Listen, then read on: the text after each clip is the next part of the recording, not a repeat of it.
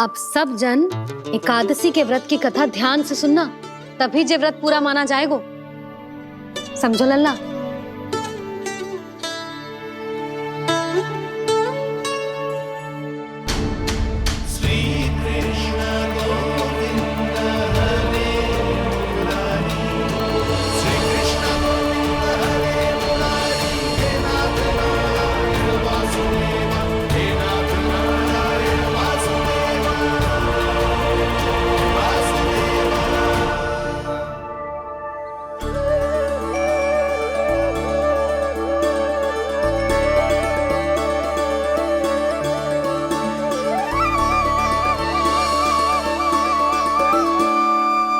सतयुग में चंद्रावती नाम के नगर में मूरा नाम का एक असुर राज्य करता था। ओम ब्रह्मदेवाय नमः। ओम ब्रह्मदेवाय नमः। ओम ब्रह्मदेवाय नमः। ओम ब्रह्मदेवाय नमः।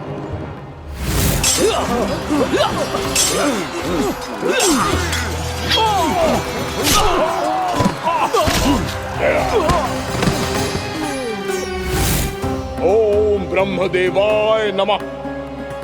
ओम ब्रह्मदेवाय नमः। जब उसने देवताओं के हाथों असुरों की पराजय देखी, तब वो वरदान पाने के उद्देश्य से ब्रह्मा जी की तपस्या करने चला गया।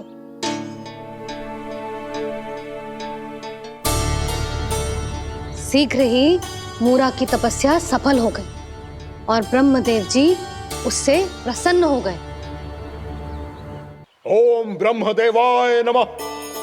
ओम ब्रह्मदेवाय नमः। ओम ब्रह्मदेवाय नमः। ओम ब्रह्मदेवाय नमः। ओम ब्रह्मदेवाय नमः। ओम ब्रह्मदेवाय नमः। ओम ब्रह्मदेवाय नमः। ओम ब्रह्मदेवाय नमः। ओम ब्रह्मदेवाय नमः। मूरा, प्रणाम ब्रह्मदेव। तुम्हारी तपस्या सफल हुई। बोलो, तुम्हें क्या वर चाहिए? सृष्टि के रचयिता ब्रह्मदेव, कृपया मुझे ऐसा वरदान दीजिए जिसकी सहायता से मैं त्रिलोकी विजयी बन जाऊं और कोई देवता मुझे पराजित ना कर सके। यहां तक कि देवताओं के रक्षक, सृष्टि के संचालक भगवान श्री विष्णु के लिए भी मैं अपराजय रहूं। तथास्तु, तथास्तु, तथास्तु। प्रणाम ब्रह्मदेव।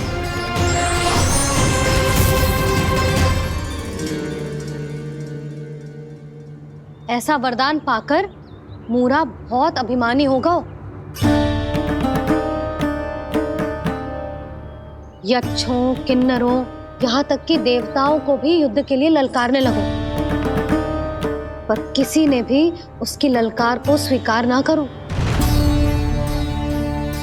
क्योंकि सभी उसकी शक्ति से बहुत भयभीत थे और उसके सामने युद्ध किए बिना ही अपनी पराजय स्वीकार करने लगे।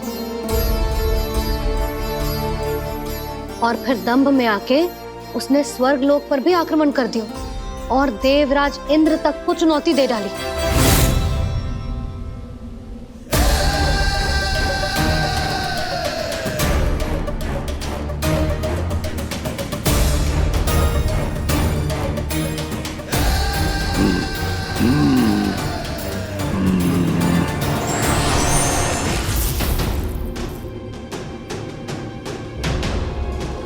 मैं प्रतीक्षा कर रहा हूं देवराज।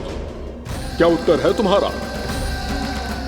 मुझसे युद्ध करोगे या फिर बिना लड़े ही पराजय स्वीकार कर मेरे अधीन हो जाओगे और सौंप दोगे मुझे अपना ये स्वर्ग लोक? सारी शक्ति तुम्हारे मुख में है या कुछ बाहुबल भी है तुम्हारे पास? मैं तुम्हारी चुनौती स्वीकार करता हूं मूरा। मैं तुम्हारी चुनौती स्वीकार करता हूं मूरा।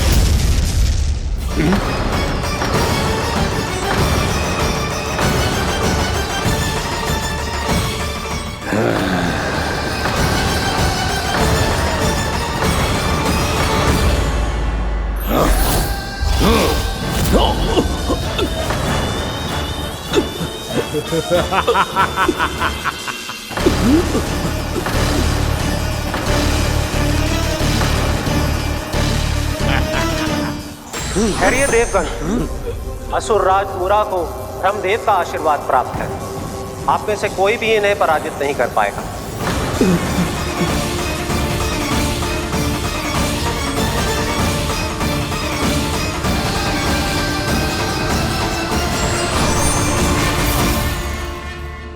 एक अवसर और देता हूं देवराज, युद्ध या अधीनता, क्या उत्तर है तुम्हारा देवराज?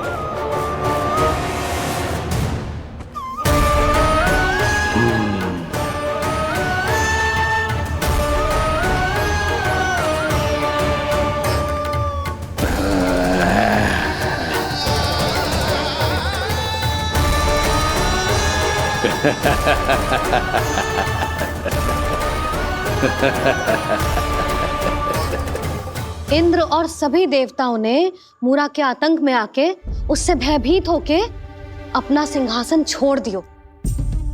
अब मूरा स्वर्ग का अधिपति बन गयो और शीघ्र ही उसने अन्य सभी असुरों को स्वर्ग में निवास करने के लिए आमंत्रित कर दियो। और इस प्रकार से वो धीरे धीरे तीनों लोकों का सम्राट बन गयो। उसे किसी ने रोका नहीं मैया। ना लल्ला, इतना साहस किसी में था ही ना। और फिर ये निश्चित करने के लिए कि भविष्य में किसी और असुर की मृत्यु ना हो, वो यमराज पे भी विजय प्राप्त करने के लिए यमलोक की ओर प्रस्थान कर दियो। वो तो अपने आप को और सभी असुरों को अमर बनाना चाहता था। पर देवता और यमराज भी उसकी ये योजना समझ गए थे। इसीलिए उसके आने से पहले ही सारे देवताओं ने श्री नारायण से सहायता के लिए गुहार लगाई। अब केवल आप ही कुछ कर सकते हैं प्रभु। अभी तो मूरा केवल त्रिलोक का स्वामी है, और यदि उसने यमलोक भी जीत लिया तो वो जीवन को ही नियंत्रित नहीं करेगा प्रभु, वो मृत्यु का भी स्वामी हो जाएगा। ऐसे में पहले सृष्टि का संतुलन तो नष्ट होगा प्रभु, और फिर स्वयं सृष्टि ही नष्ट हो जाएगी। ऐसा नहीं होगा यमदेव, नियति ऐसा होने ही नहीं देगी। विधि रचेगी खेल और मैं बनूंगा माध्यम। असुर राज मुरा का सामना मैं करूंगा। बस आप मुझे चुनौती देने के लिए उसे तैयार कर लीजिए, चाहे उसके लिए आपको साम दाम दंड भेद कोई भी उपाय क्यों ना अपनाना पड़े।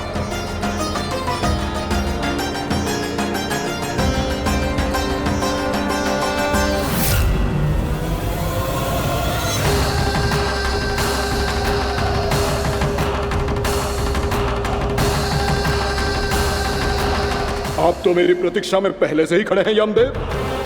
तब तो आपने मेरी चुनौती के बारे में भी सुना ही होगा। कहिए, क्या उत्तर है आपका? मेरा स्वागत करके अपना राज्य त्यागेंगे या मेरा सामना करके अपने प्राण? असुर राज मुरा का सामना मैं करूंगा। बस आप मुझे चुनौती देने के लिए उसे तैयार कर लीजिए, चाहे उसके लिए आपको साम दाम दंड भेद कोई भी उपाय क्यों ना अपनाना पड़े।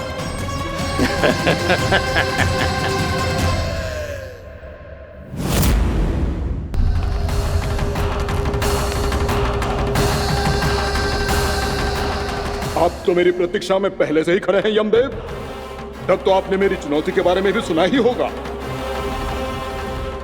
कहिए, क्या उत्तर है आपका? मेरा स्वागत करके अपना राज्य त्यागेंगे या मेरा सामना करके अपने प्राण? हे असुर श्रेष्ठ, मैं आपकी अधीनता स्वीकार करने के लिए तैयार हूं। बस एक विनती है मेरी। शर्त को विनती का नाम देकर बहलाना चाहते हो मुझे यमराज? असुर राज मूरा के सामने शर्त रख पाओ? इतना सामर्थ्य नहीं है तुम में। इसका आभास है मुझे असुरराज, पर मैं आपकी अधीनता स्वीकार करूं इससे पहले आपको स्वामी धर्म का पालन करना होगा। मेरे पुराने स्वामी के क्रोध से मेरी रक्षा करनी होगी आपको। कौन है तुम्हारा पुराना स्वामी? भगवान श्री नारायण।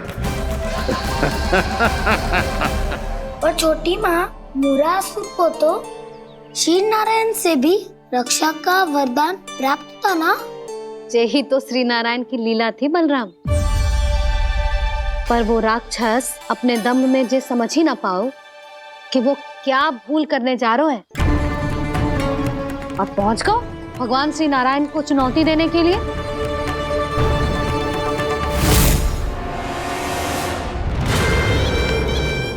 वहीं ठहर जाओ असुर राज मूरा।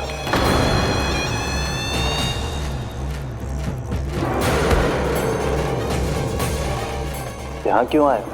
आपको पराजित करने और ये वैकुंठ जीतने, ताकि मैं यमलोक का स्वामी बन सकूं। फिर आओ, युद्ध भूमि में मेरा सामना करो।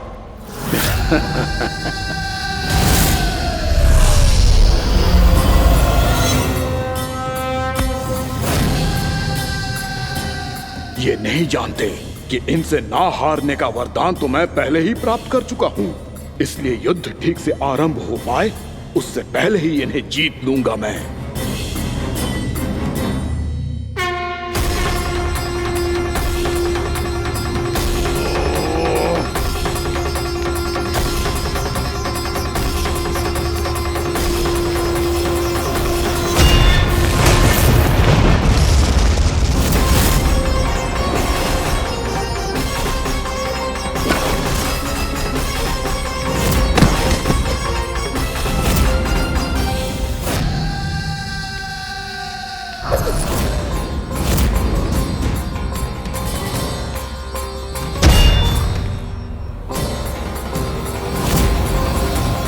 और इस प्रकार ये युद्ध वर्षों वर्षों तक चलता रहो। दोनों योद्धा पूरे ब्रह्मांड में अनेक अस्त्रों शस्त्रों के साथ युद्ध करते रहे।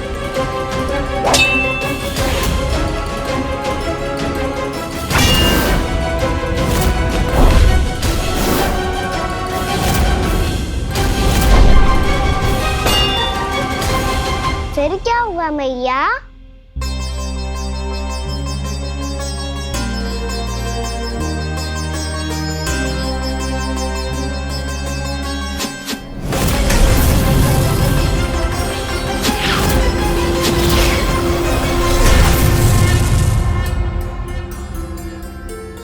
उस युद्ध को कभी समाप्त हुआ हो, पर कैसे? शीघ्र ही वो राक्षस थक गओ लल्ला।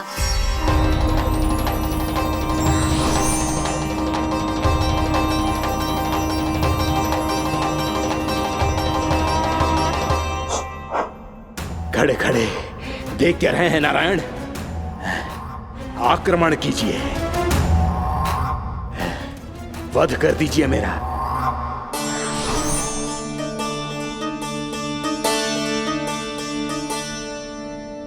मैं तुम्हारी वीरता से प्रभावित हूं, इसीलिए इतनी थकान की स्थिति में मैं तुम जैसे वीर पर आक्रमण नहीं करूंगा। जाओ विश्राम करो। यदि फिर से युद्ध करने की इच्छा हो तो तुम्हारा स्वागत होगा।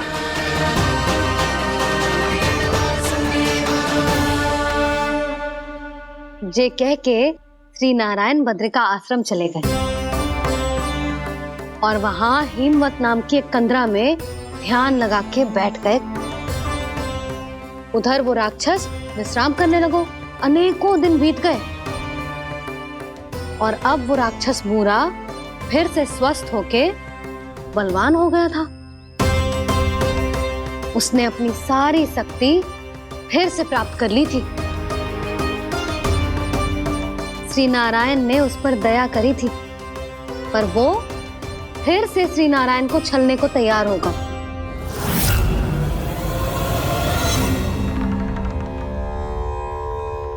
ध्यान में बैठे बैठे श्री नारायण योग निद्रा में चले गए।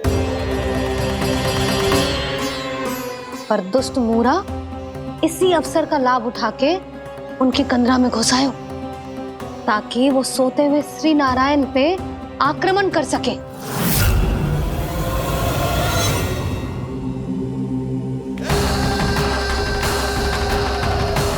आज इस लंबे युद्ध को जीतकर अपने इस अंतिम शत्रु का भी अंत कर दूंगा मैं।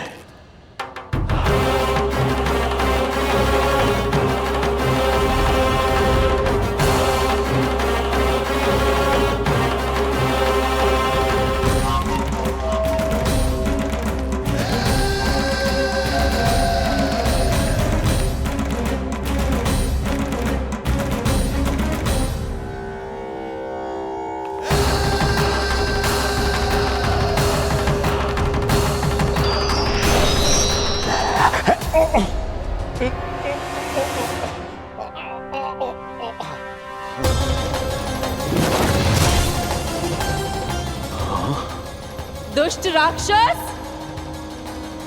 प्रभु ने तुझ पर दया की, तुझे संभलने का अवसर दिया। तू इन्हीं पर ही छल से वार करने चला है।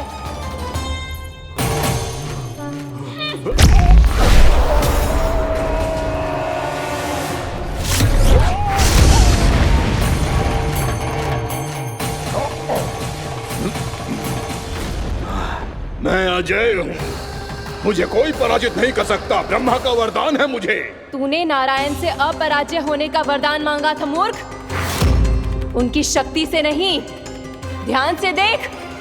मैं तेरी मृत्यु हूँ, मृत्यु।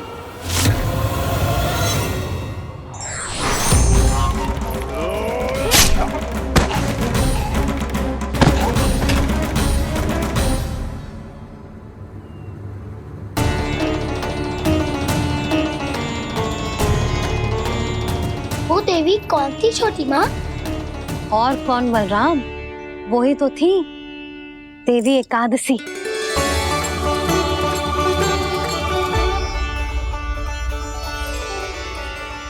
मुझे क्षमा कीजिए प्रभु, आपकी आज्ञा के बिना ही युद्ध करके आपके शत्रु को मृत्यु के घाट उतार दिया। क्षमा नहीं, आपकी तो प्रशंसा होनी चाहिए देवी। असुर राज को मारकर आपने सभी देवताओं को मुक्त करवाया है। इस पापी के अहंकार से तीनों लोकों की रक्षा की है आपने। आप एकादशी की तिथि पर मेरी एकादश इंद्रियों से उत्पन्न हुई हैं। इसीलिए मेरे सभी भक्त आपको उत्पन्न एकादशी के नाम से जानेंगे। सभी तिथियों में आपका स्थान सर्वश्रेष्ठ होगा। जिस तरह आपने राक्षस के आक्रमण से मेरी रक्षा की है, उसी प्रकार एकादशी के दिन व्रत करके जो भी भक्त आपकी कथा सुनेगा, मैं स्वयं उसकी रक्षा करूंगा। जो आपकी पूजा करेगा, उसे मेरी विशेष कृपा प्राप्त होगी और उसके साथ साथ उसे मिलेगा धन, सिद्धि और मोक्ष।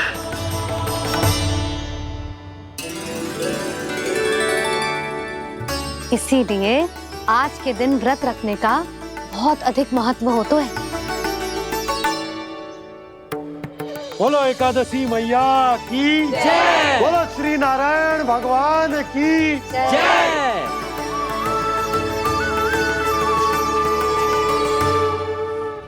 प्रभु की कृपा से एकादशी का महत्व भी पता चल गो और मेरा व्रत भी सफल होगा। अभी नहीं भूला राम, एकादशी का व्रत पूरी तरह तभी सफल होता है जब द्वादशी के दिन उसे पूरा किया जाता है।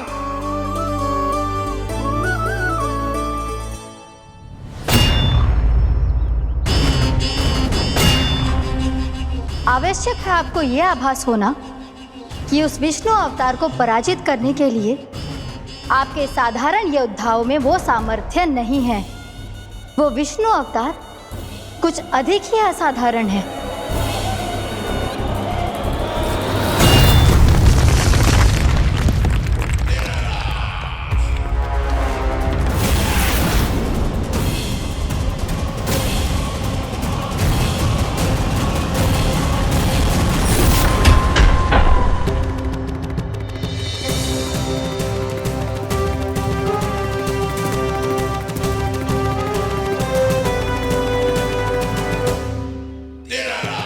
अब मैं दिखाऊंगा उस विष्णु अवतार को असाधारण शत्रु क्या होता है।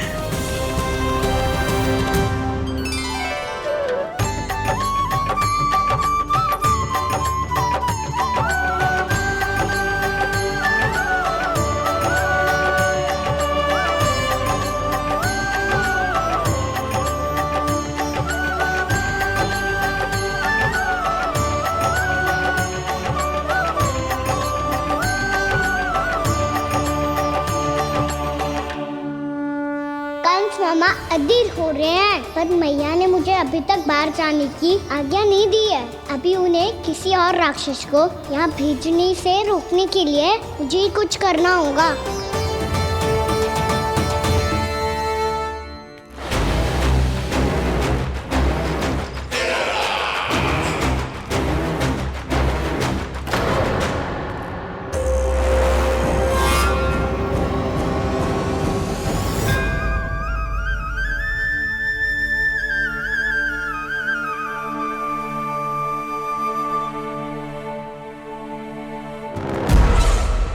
कौन हो तुम? बचपन से ही मुझे मारने का सपना देख रहे हैं, सिर्फ मुझे ही नहीं पहचानते।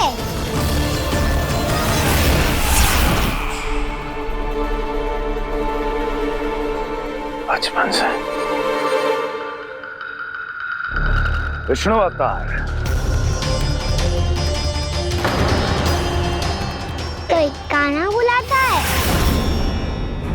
तो कोई मुरलीधर पुकारता है, कोई माखन चोर कहता है, कोई कहता है चिच्चोर। पर विष्णु अवतार इस नाम से तो बस आप ही मुझे बुलाते हो मामा जी। इतना साहस ये तो यहाँ आ गया है।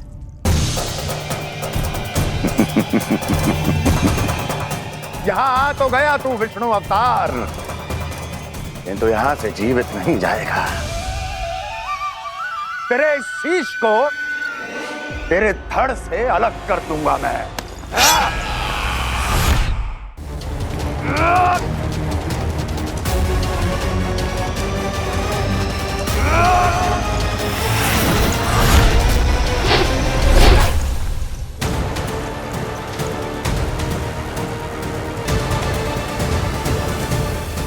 कहाँ देख रहे हो मामा जी?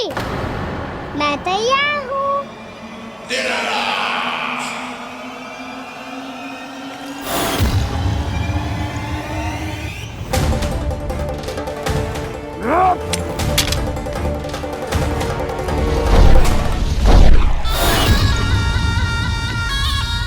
मामा जी, आप सदैव इसी तरह क्रोध में रहते हो क्या?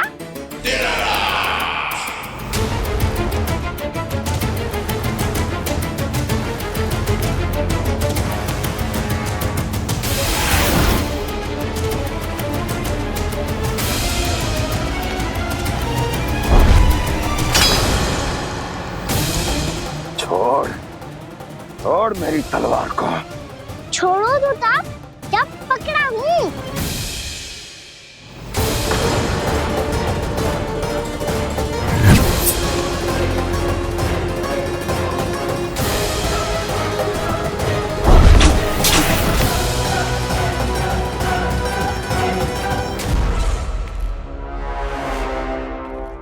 मामा जी,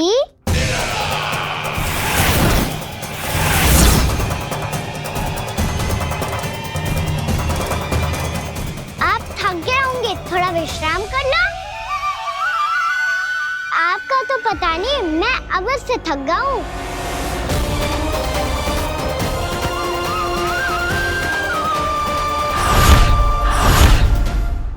मेरे सिंहासन पर बैठने का तो साहस। अभी तो बस अभ्यास कर रहा था मामा जी। भविष्य में मुझे तो बैठना है यहाँ।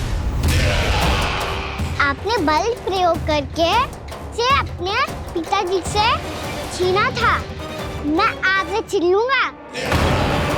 जो छल और बल से लिया जाए वो अधिक समय तक टिकता नहीं है मामा जी।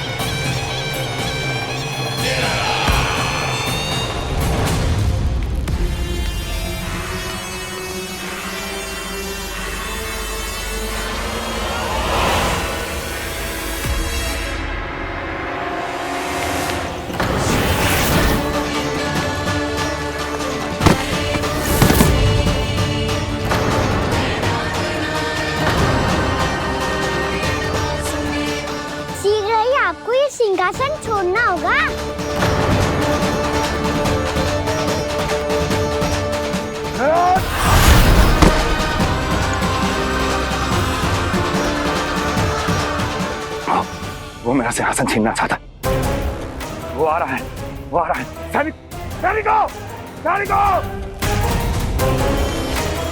दुर्जन, बंद कर दो सभी द्वार और झरोखे, सब के सब। इसकी हर संभावना पर इतना कड़ा पहरा बिठा दो कि ना तो कोई महल के भीतर आ सके, ना तो बाहर जा सके। मुझे महल की चप्पे चप्पे की सूचना चाहिए। जाओ।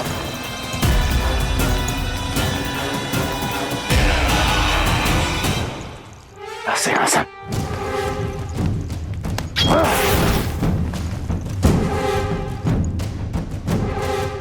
अब आ, दुष्ट मायावी, ए छलिया विष्णु अवतार, मैं कंस तेरी प्रतीक्षा कर रहा हूं। देखता हूं मेरे सिंहासन पर कैसे बैठता है तू। मुझे तो बस कुछ समय चाहिए था, वो मिल गया। अब करते रहिए आप प्रतीक्षा।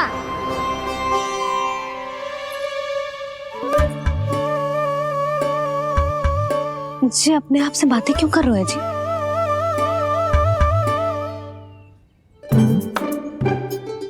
आप मुस्कुरा क्यों रहे हो? ना कछु ना। बताओ क्यों मुस्कुरा रहे हो? तुम्हीं पर गए हैं जी।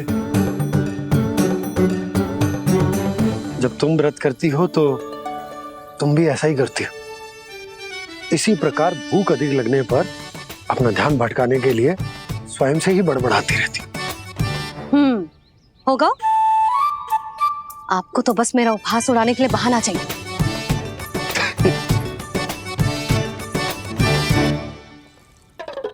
लल्ला, भूख लगी है? ना मैया, व्रत करे तो भूख कैसे लगेगी?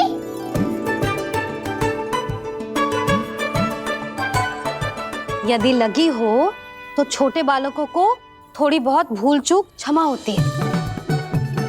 कछु ना तो फल तो तू खा ही सकते है। अब तो पूरे नियम और विधि विधान से व्रत तोड़ूंगा। कल द्वादशी के सुबह मुहूर्त के अनुसार। ठीक।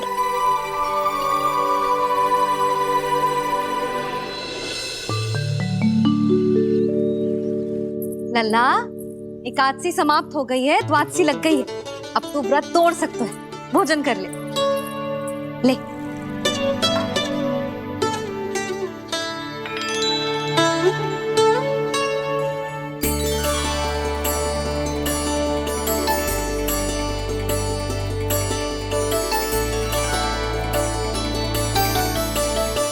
आज तो कार्य कर लीजिएगा। मैं ना चाहती कि सब गांव वाले फिर से आपका उपहास उड़ाएं। अरे, इसी क्षण कार्य आरंभ करना आवश्यक ना है। कुछ खा तो लो। कल भी पूरे दिन व्रत में रहे, अब तो कुछ खा लो। ना, अभी बिल्कुल भूख ना है। और हाँ भगवान, तुम्हें चिंता करने की आवश्यकता नहीं है। आज मैं किसी को भी 2 शब्द कहने का अवसर नहीं दूंगा। अरे, कुछ खाओगे पियोगे नहीं तो कैसे रहोगे?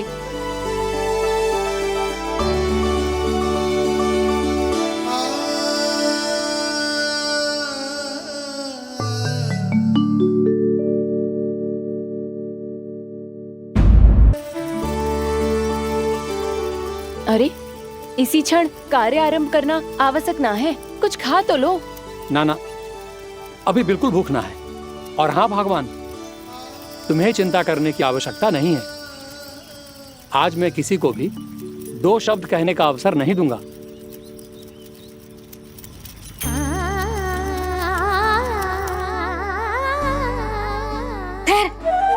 मैं तेरे लिए मट्ठा लेके आती हूँ।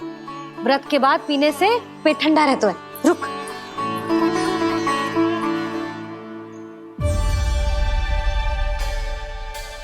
भक्तों ने अभी तक व्रत नहीं तोड़ा है, मैं कैसे तोड़ लूं? भूख कहाँ से होगी? श्री हरि नाम से पेट तो भर लेते हो। श्री हरि, श्री हरि, श्री हरि।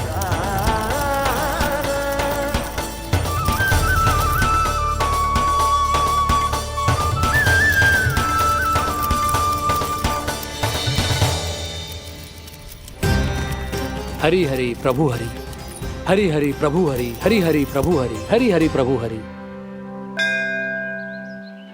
कल से अन्न का एक दाना ना गो है पेट में। अब क्या व्रत तुड़वाने भी आपके प्रभु ही आएंगे? अब क्या व्रत तुड़वाने भी आपके प्रभु ही आएंगे? मैया,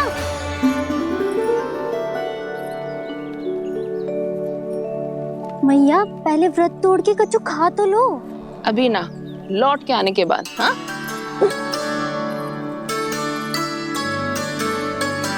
बलराम, ठहरो पुत्र, पहले कुछ खा लो। व्रत तोड़ना आवश्यक होता है। मैया ने एकादशी का महत्व बताया। लगता है मुझे सबको द्वादशी पर व्रत तोड़ने समाप्त करने का महत्व बताना होगा। हरि हरि हरि हरि हरि, मेरे हरि।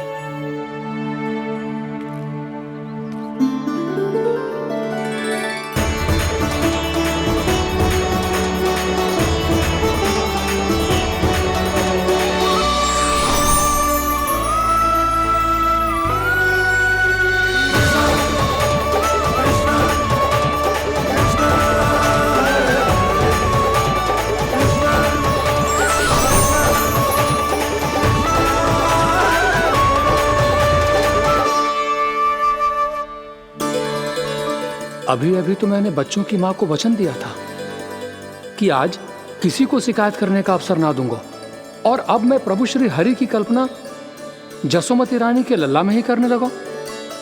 ना ना, ये ठीक ना है।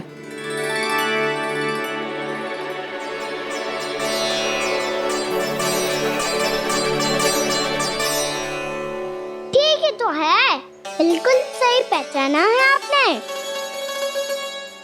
बड़े तो बड़े, अब तो बालक भी हमारा उपहास उड़ाने लगे। मैं आपका उपहास नहीं उड़ाने आया, मैं तो आपके एकादशी के व्रत को पूरा कराने आया हूँ।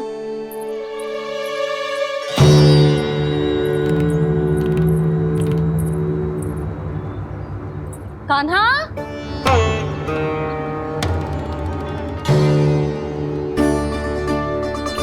तो ये रही आपकी छड़ी और ये रही मेरी पीठ। सेक देना तापड़ तोड़। आज तो इसकी पीठ सेक के रहूंगी मैं। मैया घर पे भूखी मुझे ढूंढ रही होगी। लो, आज द्वादशी के दिन पहले प्रहर में भोजन करके अपना एकादशी का व्रत पूरा करो आप। धन्यवाद राजकुमार, पर अभी हमें भूख नहीं है। बहुत सारा काम पड़ा है, और अभी थोड़ी ही देर में शंकरी बहन भी अपनी मटकी लेने आती होंगी।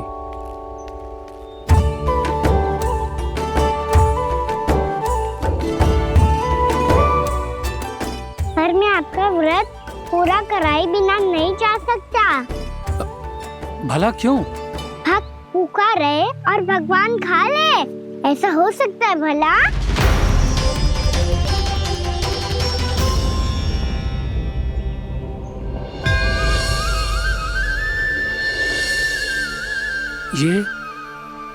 ये कैसा भ्रम हो रहा है मुझे? मुझे लगता है अपना काम करना चाहिए। द्वादशी के पहले प्रहर में व्रत पूरा करना बहुत आवश्यक होता है, ना तो एकादशी का व्रत भी पूरा ना माना जाता। इतनी सारी ज्ञान की बातें तुम्हें कैसे पता है लल्ला?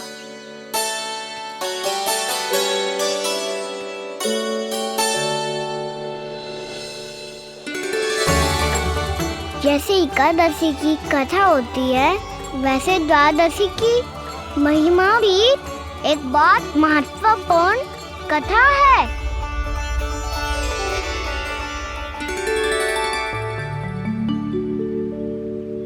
कैसी कथा? बिल्कुल सही समय पे आई हो आप, क्योंकि आपको ये कथा आपको अवश्य सुननी चाहिए।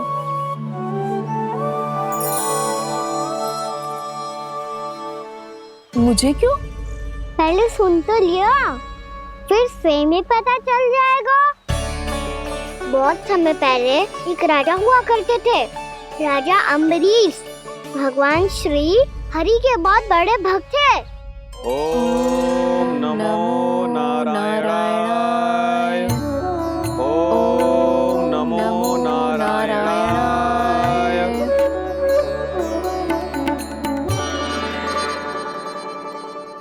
नेक पुण्य के काम करते थे वो।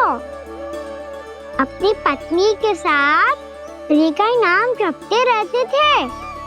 उन्होंने 12 माह एकादशी का व्रत करो निर्जल पास किया, और जब उनकी 12वीं एकादशी का व्रत वासंती के दिन तोड़ने का समय हुआ, तभी महर्षि दुर्वासा अपनी 100 शिष्यों के साथ उनके महल में पधारे।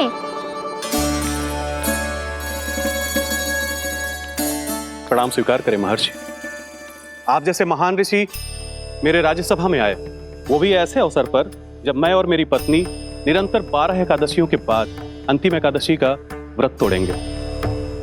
इससे बड़े सौभाग्य की क्या बात हो सकती है हमारे लिए। आज आपके साथ साथ मेरा और मेरे शिष्यों का एकादशी व्रत भी पूरा होगा। संभव है प्रभु की इच्छा यही हो कि हम सब अपना व्रत एक साथ तोड़ें। ये तो अत्यधिक प्रसन्नता की बात है महर्षि। तो फिर ठीक है, हम सब यात्रा से थके हैं। व्रत तोड़ने से पहले हम स्नान करना चाहते हैं। जैसी आपकी इच्छा महर्षि। जब तक आप लोग लौटेंगे तब तक आपके सारे प्रबंध यहाँ हो चुके होंगे।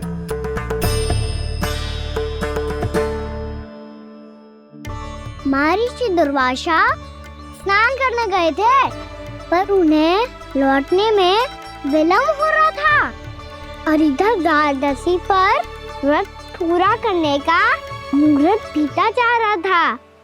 महाराज अम्बरीश बड़ी विरगता के साथ महर्षि दुर्वासा के लौटने की प्रतीक्षा कर रहे थे। महाराज, व्रत तोड़ने का मुहूर्त बीता जा रहा है। बस कुछ ही समय बचा है। महर्षि और उनके शिष्यों को लौटने में न जाने कितना समय लग जाएगा। मेरा सुझाव है कि आप मुहूर्त समाप्त होने से पहले व्रत अवश्य तोड़ लें। गुरुदेव, हमने महर्षि दुर्वासा को वचन दिया है कि जब तक वो लौटेंगे नहीं तब तक हम व्रत नहीं तोड़ेंगे। इसीलिए मैं उनके लौटने के बाद ही भोजन ग्रहण करूंगा। पर महाराज, मुहूर्त यदि बीत गया और समय रहते हुए नहीं आए तो महाराज आपका व्रत पूरा नहीं होगा। महाराज, आपको उसका फल नहीं मिलेगा। महाराज, 12 एकादशियों का व्रत व्यर्थ चला जाएगा। किंतु गुरुदेव, यदि मैंने भोजन कर लिया तो ये तो अतिथियों का अपमान होगा। आप उचित कह रहे हैं महाराज। भोजन के लिए उनकी प्रतीक्षा अवश्य कीजिए महाराज। पर मुहूर्त रहते हुए एक तुलसी का पत्ता और जल ग्रहण कर लीजिए। इससे आपका व्रत भी पूरा हो जाएगा और अतिथि का मान भी रह जाएगा। आपका सुझाव अच्छा है गुरुदेव।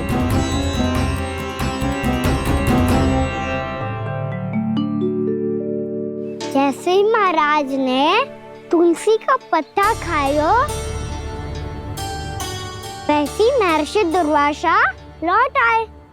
महाराज,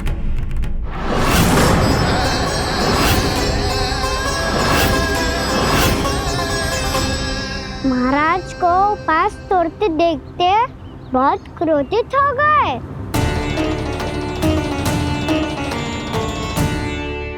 बहुत बड़े भक्त हैं आप, परंतु आप ये नहीं जानते अपने अतिथियों के साथ कैसा व्यवहार करना चाहिए।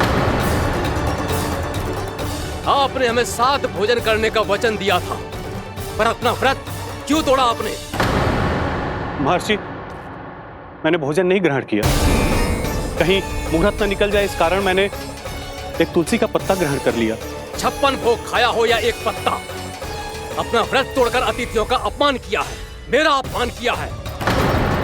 अब आपको दंड भोगना होगा ताकि आप सीख पाएं कि अतिथियों के साथ कैसा व्यवहार होना चाहिए। महर्षि, आप जो भी दंड मुझे देंगे मुझे स्वीकार है, किंतु आप क्रोधित मत होइए। क्रोध का कारण आपने दिया है महाराज। एक महर्षि का अपमान करके राक्षसी प्रवृत्ति का परिचय दिया है आपने। इसीलिए अब एक राक्षसी आपको दंड देगी।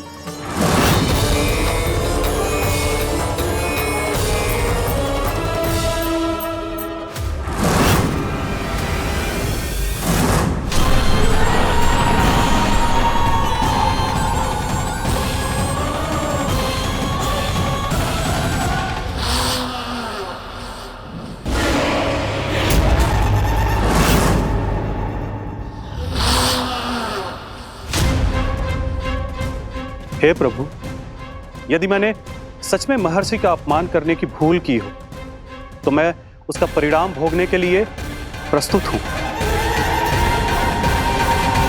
ओम नमो नारायणाय, ओम नमो नारायणाय नमः।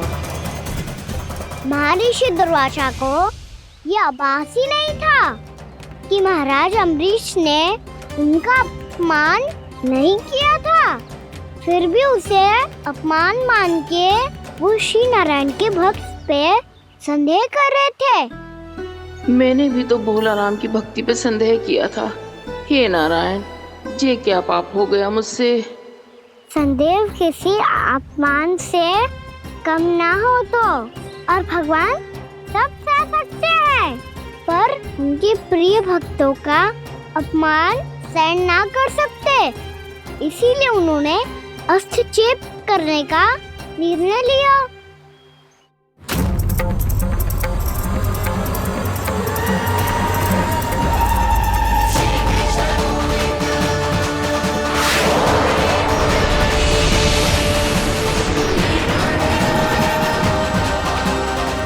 ओम नमो नारायणाय।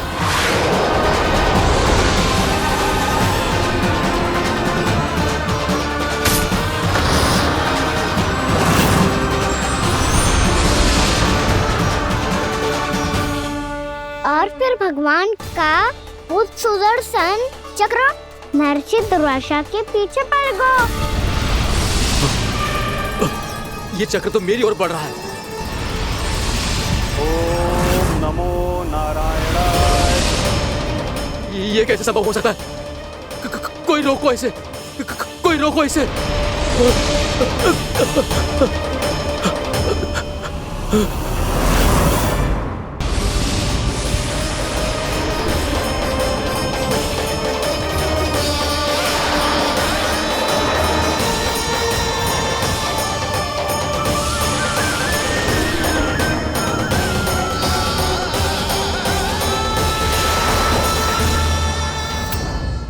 चक्र से अपने प्राण कैसे तैसे बचाते बचाते महर्षि दुर्वासा ब्रह्मलोक जा पहुँचे।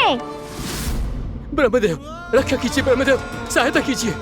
मुझे बचाइए ब्रह्मदेव, रक्षा कीजिए। ये सुदर्शन चक्र मेरे प्राणों के पीछे पड़ गया है। मुझे बचाइए ब्रह्मदेव, मुझे बचाइए। महर्षि, मैं चाहकर भी आपकी सहायता नहीं कर सकता।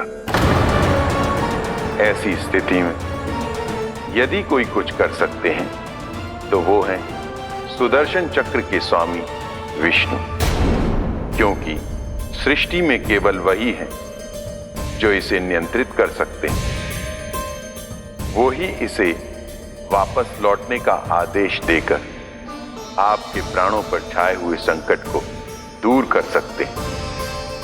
किंतु हां, मैं सुदर्शन चक्र से इतना अवश्य कहूंगा कि जब तक आप विष्णु लोक में पहुंच नहीं जाते, वो आपको किसी भी प्रकार की हानि ना पहुंचाए। आपका बहुत बहुत धन्यवाद। आपकी सदा ही जय हो।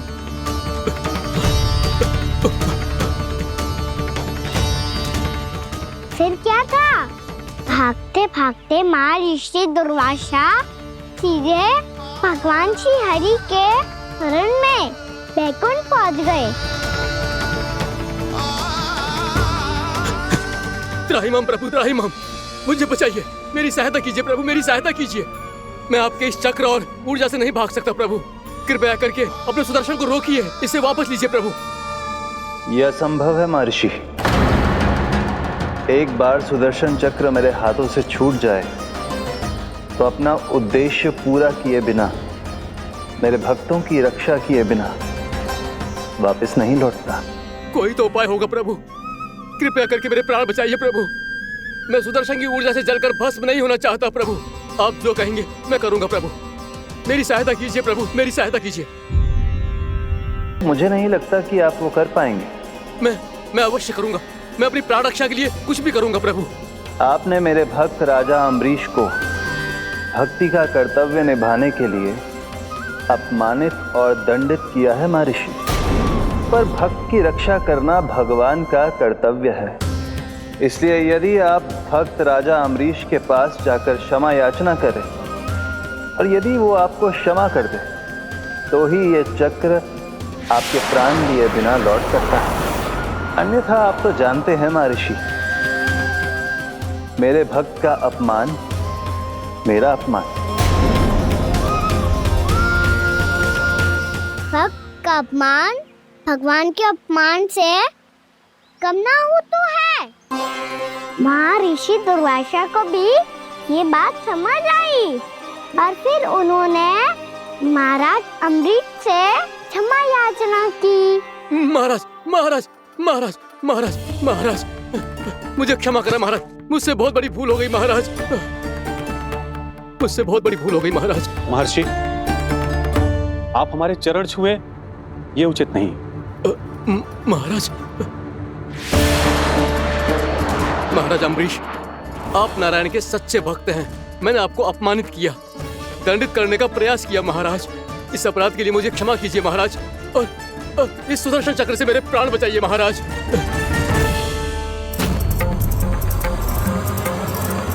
हे महान सुदर्शन, यदि महर्षि के लिए मेरे हृदय में अभी भी वही सम्मान और प्रेम हो जो इनके प्रथम आगमन पे था, तो कृपया आप अपने धाम वापस लौट जाइए।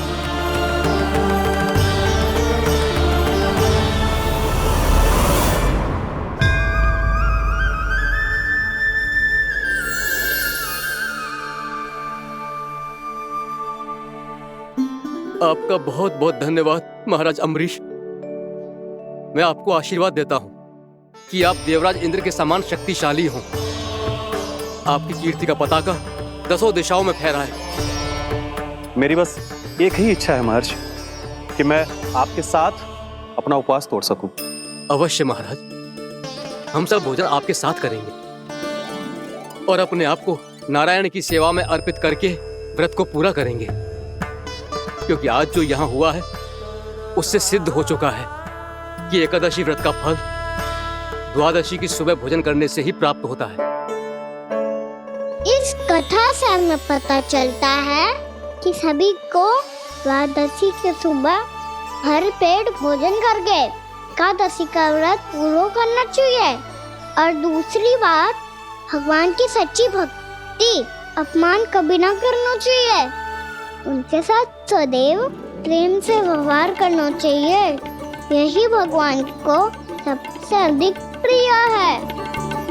भैया भोला राम, मैंने भी श्री हरि पे तुम्हारे विश्वास का उपहास उड़ाया था, मुझे क्षमा कर दो। ना ना, आप क्षमा मांगकर मुझे लज्जित मत करो। आप तो मेरी बहन जैसी हैं। जब महर्षि दुर्वासा जैसे महान ऋषि को भी प्रभु के भक्त से क्षमा मांगनी पड़ी, तो मैं तो बहुत ही तुच्छ हूँ। मुझे आपकी किसी भी बात का बुरा ना लगा। पर पता है प्रभु को कौन सी बात सब भूला रखता है? कौन सी बात? जब उनका भक्त भूखा रहे, हमें भी अपना व्रत पूरा ना करे। और जैसा कि आप सभी ने अभी कथा से सीखो है, एकादशी के व्रत को द्वादशी की सुबह अवश्य पूरा करना चाहिए। अब आप जाओ, अपना व्रत पूरा करो।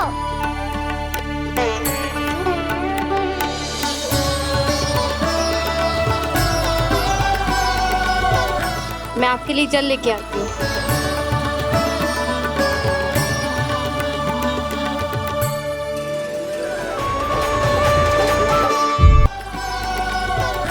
मैं आपके लिए जल लेके आती हूँ।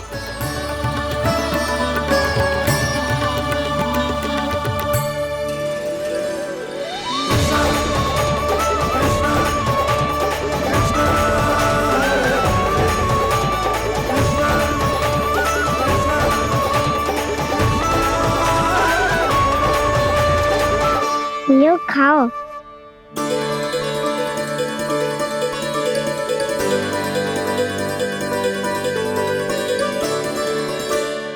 कान्हा,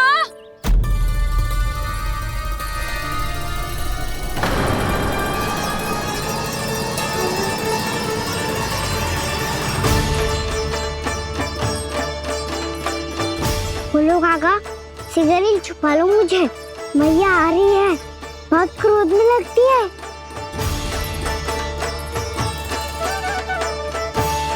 आज तो बहुत दंड मिलेगा। अभी क्षण भर पहले तो ये साक्षात भगवान के रूप में बात कर रहे थे और अब अचानक ही ऐसे बालक बन गए जो मैया से दंड मिलने के भय से व्याकुल हैं। बोला काका, किस सोच में पड़ गए? सिगरेट छुपा लो मुझे।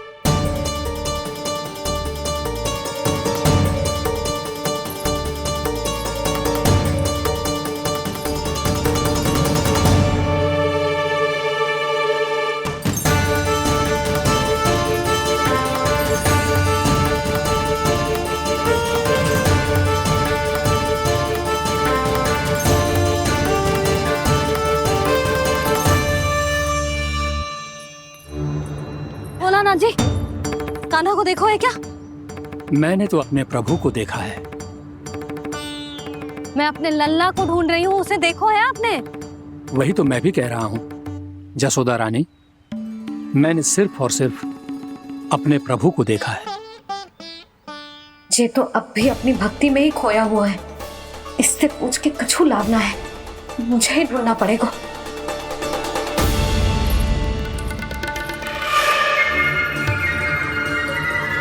बच गए। संकरी मौसी, कान्हा को देखो है क्या कहीं?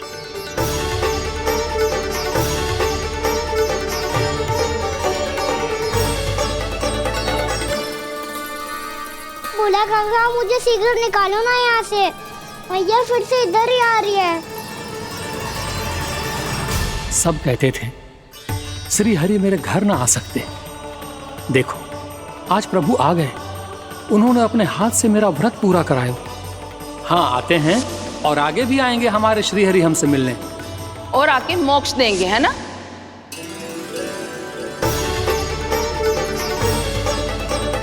सिगरेट निकालो ना बोला काका, भैया आ रही है।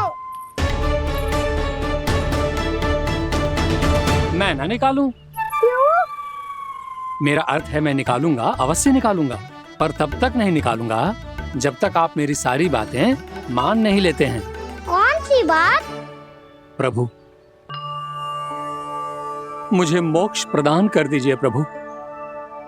तथास्तु। ना ना ना प्रभु, मेरे साथ साथ मेरे परिवार को भी मोक्ष दे दीजिए।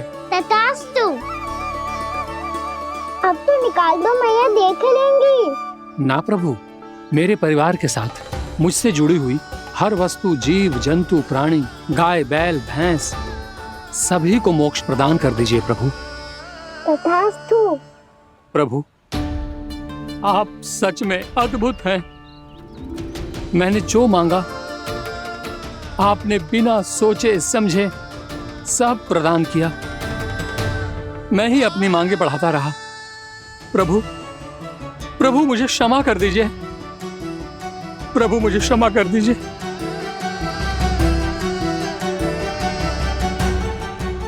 आइए प्रभु।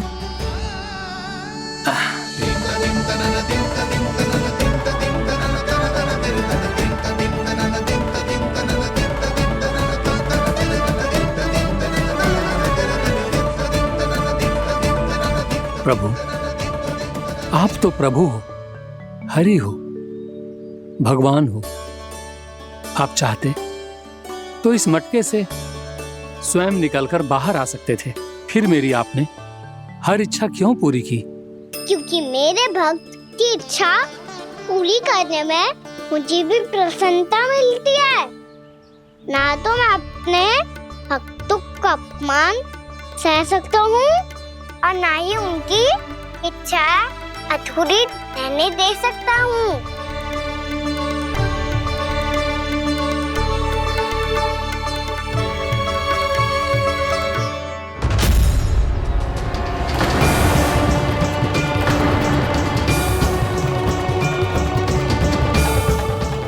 की थी तूने? हाँ, कि तू फिर से छल ना करेगा। फिर मुझे बिना बताए घर से बाहर कैसे निकलो? क्षमा करना मैया, पर जो आपने सिखाया था मैंने तो उसी का ही पालन करो है। फिर से चतुराई कर रहे हो है ना? हाँ?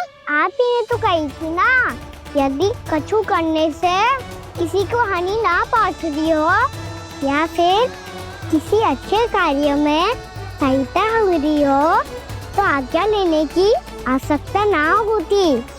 यदि तेरे कछु करने से किसी और की कोई हानि ना हो रही हो या किसी के अच्छे कार्य में सहायता हो रही हो तो मुझसे आज्ञा लेने की आवश्यकता ना है। तो किस अच्छे कार्य के लिए आया है यहाँ? एकादशी के सुबह एकादशी का व्रत खोल के भोजन करा जाता है। ये बात ना तो भोला काका को पता थी, ना शंकरी मासी को और ना ही किसी और को। और तुझे पता थी? हाँ, मेरी मैया ने बहुत अच्छे से सिखाया है मुझे। जैसे कल तूने एकादशी कथा सुनाई थी ना, आज वैसे ही तेरे लल्ला ने सबको द्वादशी कथा सुनाई है। सच्ची यशोदा रानी जी, इसने तो हमारी आंखें ही खोल दी। और भाभी, सच तो ये है कि मुझे भी ना पता था कि ये इतना बड़ा ज्ञानी है और इतना अधिक समझदार।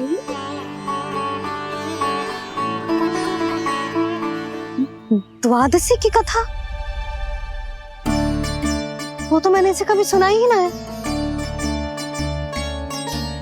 फिर इसे कैसे पता थी? रानी जी, जो स्वयं भगवान हैं, भला उन्हें कैसे कुछ नहीं पता होगा? मैंने तो इन्हें पहचान लिया। और हाँ, आप सब लोग भी इन्हें अपने अंतर्मन की आंखों से देखिए, हो सकता है इन्हें पहचान पाएं। ये कोई और नहीं है, श्री नारायण है, मेरे श्री हरि, मेरे प्रभु। जय श्री हरि।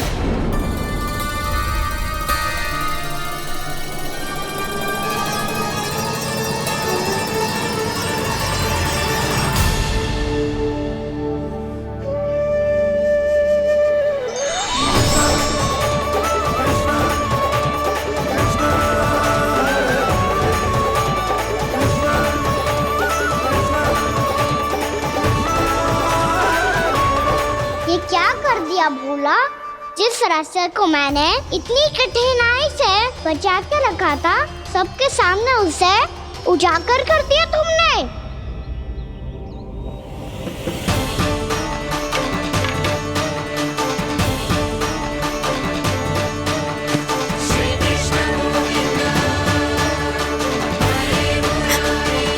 नारायण, नारायण, श्री नारायण।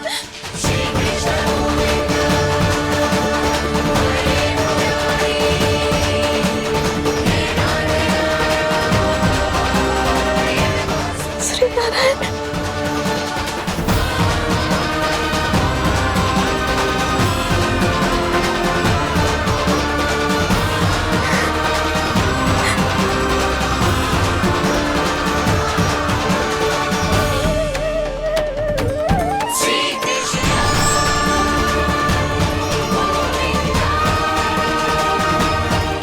श्री नारायण प्रभु।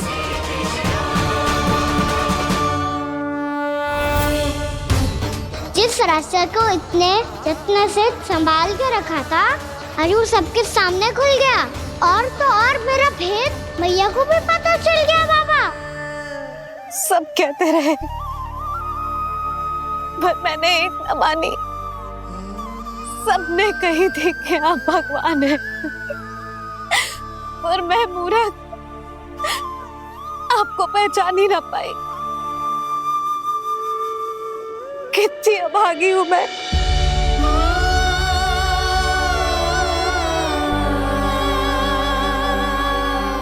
जिस मुंह से मुझे आपकी महिमा गानी चाहिए थी, उसी मुंह से मैंने आपको डांटा है।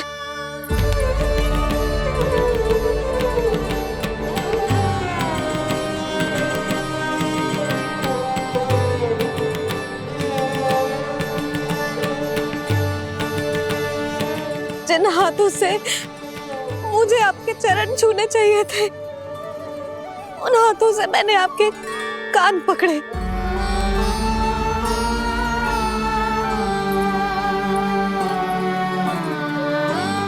मुझे तो आपकी सेवा करनी चाहिए थी प्रभु, और मैंने आपको दंड दियो,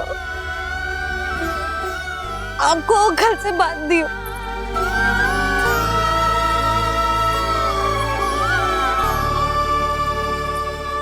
बावली हो गई थी प्रभु। अपने श्री नारायण को, अपने प्रभु को एक साधारण सा बालक समझ लियो मैंने। मैं आपके लिए भगवान नहीं हूँ मैया, साधारण बालक ही हूँ, बस आपका लल्ला। बुद्धि भ्रष्ट हो गई थी, भूल पर भूल करती चली गई। आज भी आपके पीछे पीछे छड़ी लेकर दौड़े चले आए।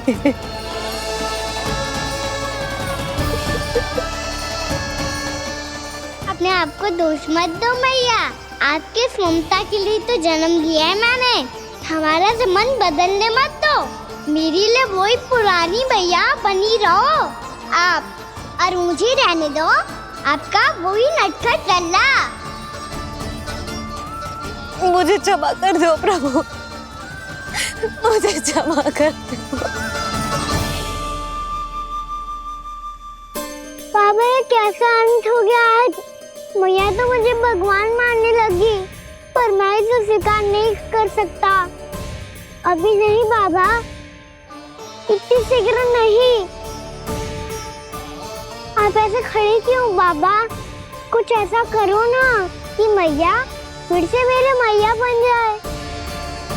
उनकी दृष्टि में भक्ति नहीं, ममता चाहिए मुझे।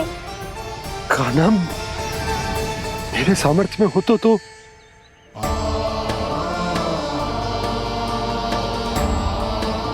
दाऊ, आप तो बड़े भाई हो, अपने छोटे भाई की सहायता करो ना, जिससे मैया सब कुछ भूल जाए। मैं क्या कर सकता हूँ कान्हा? कोई तो सहायता करो मेरी।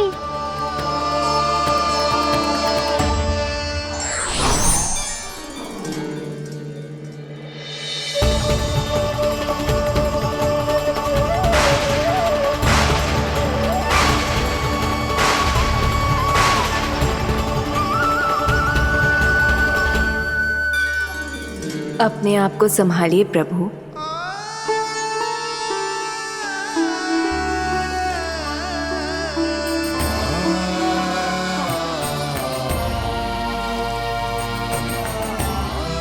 देखो ये क्या हो गया, भैया को सब पता चल गया। अभी तो मुझे मैया की ममता का शौक पूरी तरह मिला ही नहीं था। योग माया,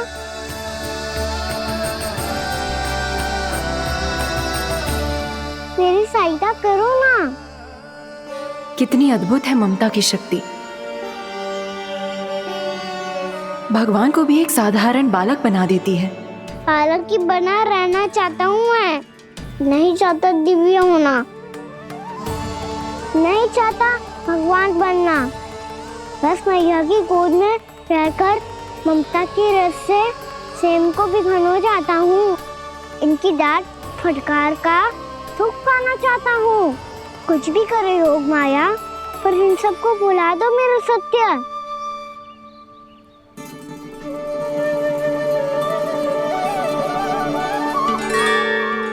पर इन्हें तो मोक्ष का वरदान मिल गया है प्रभु,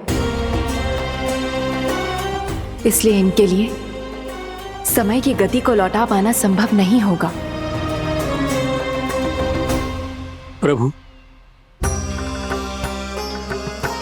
अब मुझे ये सब भूलने की कोई आवश्यकता नहीं है।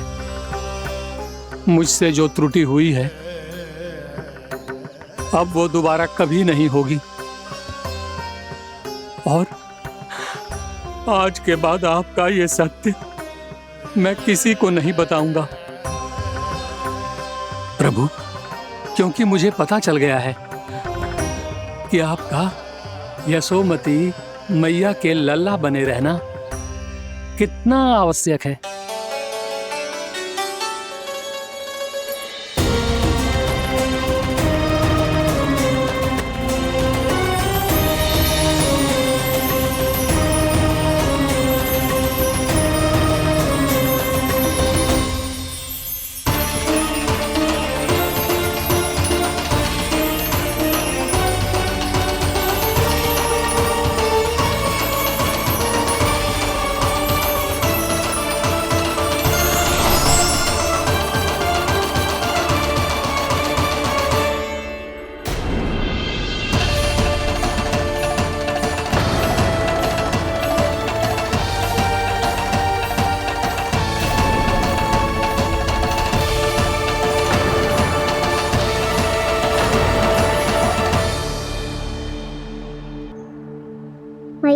छड़ी। पहले चुपके से भाग जा तो है, फिर स्वयं ही छड़ी भी पकड़ा रहे हैं? नटखट कहीं का। हंसी आ रही है? अरे किस बात पे इतनी हंसी आ रही है रे? हाँ?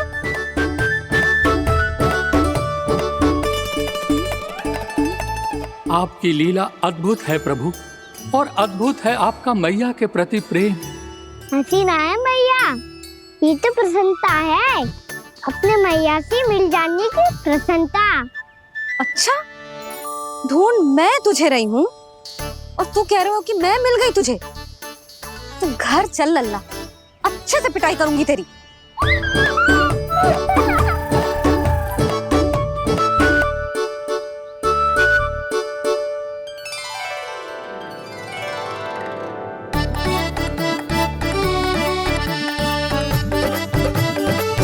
जब पिटाई से गाल लाल होंगे ना तेरे, तब हंसी बंद होगी तेरी। चल।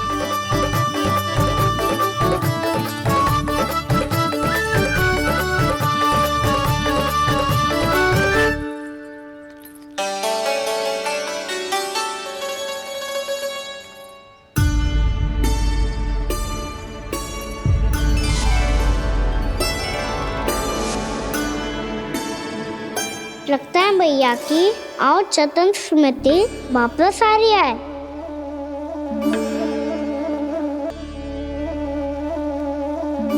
यशोदा, क्या होगो? ना कछु ना। आपको बताऊंगी तो और हंसेंगे मुझ पे। बोल दो, मैं उपास ना उड़ाऊं, सच्ची। देखो देखो इसे कैसे हंस रहे हैं। मेरे हाथ में छड़ी है, मैया क्रोधित है, पर जे तनिक में भय ना लग रहा है ऐसे? हाँ, हंसे जा रहे हैं।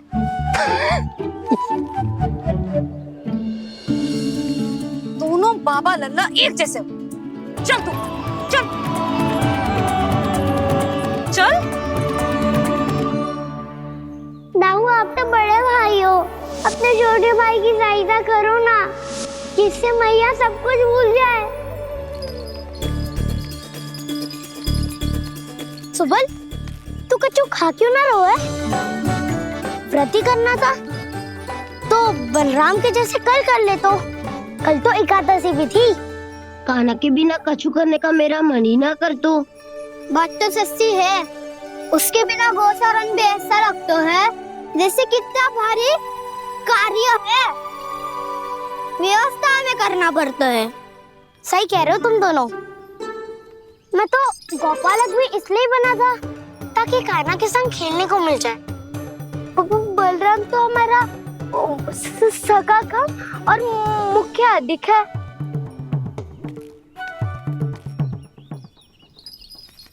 रुक जाओ, तुम सब कुछ देर विश्राम कर सकते हो।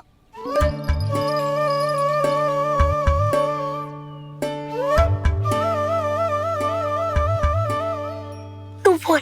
ना मैं ना बोलूंगा, तुम दोनों ही बोलो। और तुम सबका सखा पहले हूँ और टोली का मुखिया बाद में, इसलिए घबराने की आवश्यकता नहीं है। जो भी बात है बिना हिचक बता सकते हो मुझे। तो फिर कुछ ऐसा करो ना कि कान्हा फिर से हमारे साथ गोचारण करने के लिए आने लगे।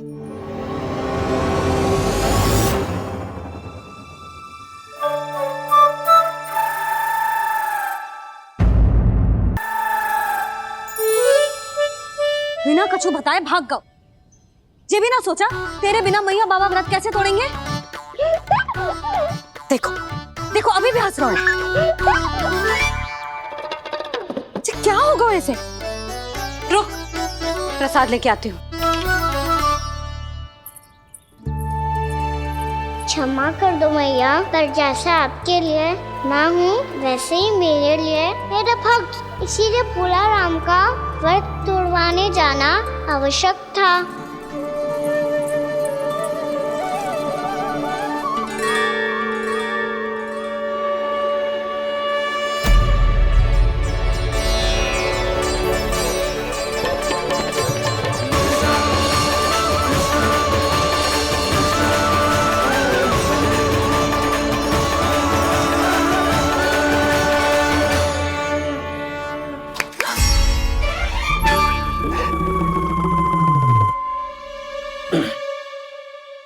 सुधा, फिर से खो गई तुम।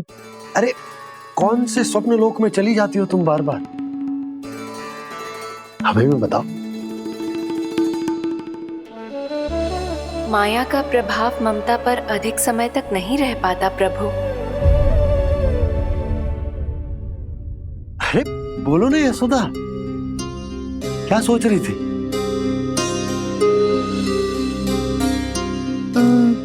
मैंने ना श्री नारायण को देखो है। हाँ वो तो मैं भी देख रहा हूँ, यही तो है हमारे सामने। ये वाले ना, तो मैंने साक्षात श्री नारायण को देखो है, वो भी अपने कान्हा के भीतर देखो। कान्हा के भीतर? ना मतलब कान्हा और ये दोनों आमने सामने थे। मैं कुछ समझो ना यशोदा। नारायण और कान्हा दोनों आमने सामने थे? ना, मेरे कहने का अर्थ है कि कान्हा और श्री नारायण एक दूसरे के आगे पीछे थे। अच्छा, तो मतलब श्री नारायण आगे थे और कान्हा पीछे था। पर अगर कान्हा पीछे था तो तुमने कैसे देखा? ओहो, कान्हा आगे था, श्री नारायण पीछे थे।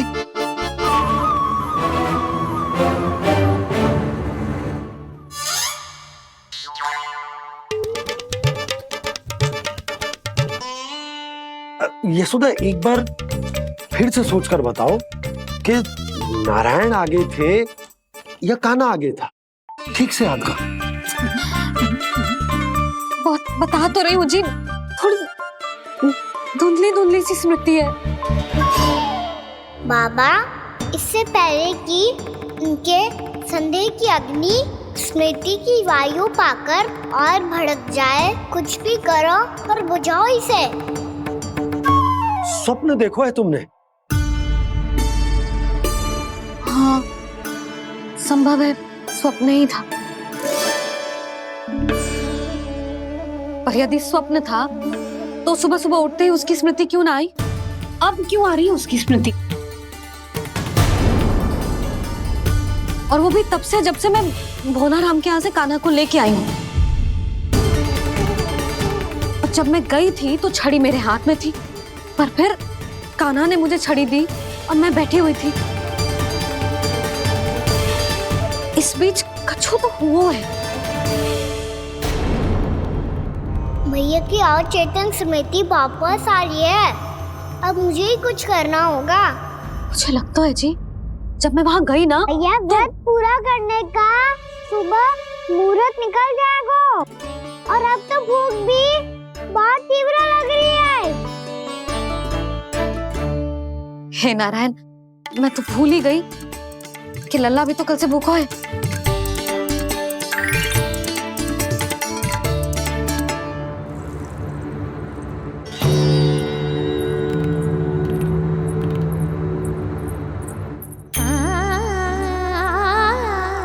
ले, खा।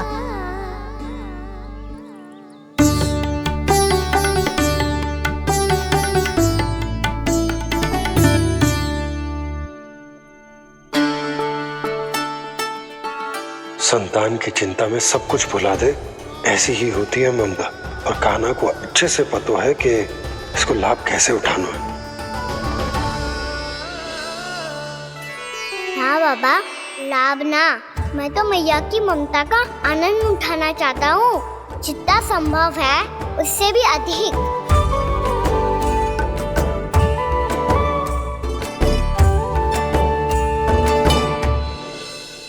बलराम, कान्हा को फिर से गौचारण आने के लिए केवल तू ही मना सकते है। तुम्हें ही वो क्षमता है, हमारी टोली के मुख्य गोपालक जो हो तुम। हाँ, और कान्हा के दाव भी तो हो तुम। हाँ, वो तुमको मना ना कर पाएगा। तुझे छोटा होने के नाते तुम्हारे आदेश का पालन तो करना ही चाहिए कान्हा को। चिंता मत करो सखा, मैं कछु कहूँ और कान्हा ना माने ये तो संभव ही ना है।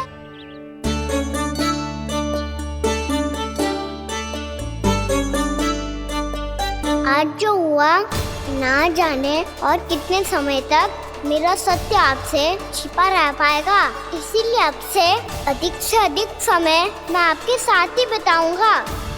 मैंने कह दिया तो समझ लो, पत्थर पे रेखा खिंच गई। कल से कान्हा हम सबके साथ अवश्य आएगा। अपना सारा समय हमारे साथ बिताएगा वो।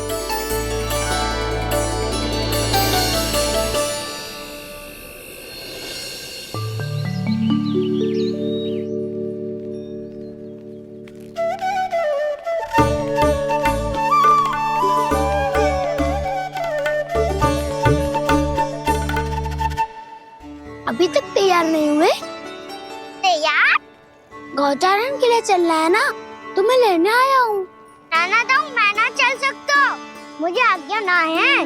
वो तो माखन चोरी के लिए भी नहीं थी। उस दिन जो वक्कासुर के सामने चले गए थे तुम, तभी तो नहीं थी आज्ञा। इसलिए आज्ञा का बहाना मत ही बनाओगा ना। बहाना नहीं दाऊ, मैं तो सच्ची कह रहा हूँ। मैया को फिर से दुखी ना कर सकते हो और हम सबको दुखी कर सकते हो तुम। आज मैं तुम्हारी एक ना सुनूंगा कान्हा। घर पे रहते हुए कितने सप्ताह हो गए तुम्हें? तुम गोपालक हो कान्हा, गोपालन करना तुम्हारा दायित्व है। आज तुम्हें हमारे साथ चलना ही पड़ेगा। ना दाऊ, मैं ना चल पाऊंगा। बोल रहा, तुम तो कह रहे थे कि कान्हा तुम्हारी हर बात मानता है, पर इसने तो बड़े भाई का अनादर कर दिया। रुक जाओ कान्हा, सत्य बताओ, तुम छोटी माँ के कारण वन नहीं चल रहे हो या अब तुम्हें हमारे साथ रहना ही अच्छा नहीं लगता? कहीं ऐसा तो नहीं गौचारण में तुम्हारी रुचि समाप्त हो गई हो? ना दाऊ, ऐसा कछु ना है। मुझे गौचारण की बात प्रिय है और आप सबका साथ भी। तो फिर वन चलने में क्या समस्या है तुम्हें? अपने दाऊ की बात मान लो और चलो चुपचाप।